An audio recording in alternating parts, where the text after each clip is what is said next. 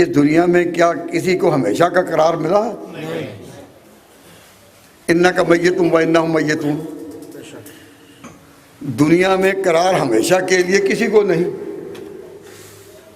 تو عبداللہ بن مسعود جو اتنے بڑے آدمی اور آبادی اتنی بڑی اور تاریخی اہمیت اتنی بڑی، شخصیت اتنی بڑی، اس نے ہمیشہ بیٹھنا تھا؟ کیونکہ کیا خیال ہے؟ نہیں۔ تو آخر ان کا بھی تو کوئی جانشین ہوا ہوگا یا نہیں؟ اور جو بھی جانشین ہو، حضرت علقمہ ہو یا کوئی اور ہو، اس تفصیل میں نہیں جاتا، جو بھی جانشین ہوگا اس کو بقائے دوام ہے یا اسے بھی جانا ہے؟ اسے بھی جانا ہے۔ اور جو اس کا جانشین ہوگا اس نے بھی جانا ہے۔ میں آپ کو صرف ایک یہی بات بتانا چاہتا ہوں کہ وہی گدی جو عبداللہ بن مسعود سے بنی اور جو آگے علقمہ کے ذریعے سے پھر آگے چلی، جو ساری اسلامی دنیا کے لیے ایک معنی تھی، اسی گدی کے اپنے وقت میں نامور پیشوا ابو حنیفہ تھے۔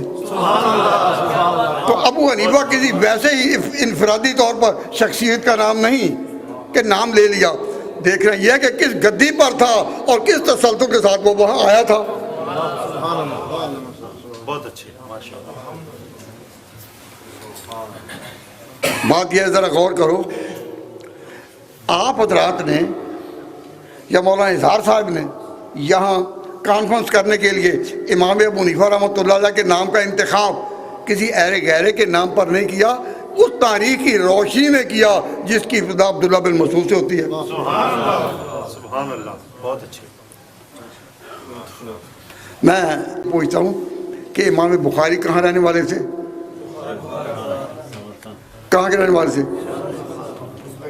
بخارا کے۔ امام بخاری کہاں کے رہنے والے تھے؟ بخارا کے۔ وہ فرماتے ہیں کہ میں لا اوصی ما دخلت الکوفہ تھا، میں گن نہیں سکتا کہ میں کتنی دفعہ کوفہ گیا ہوں طلب حدیث میں۔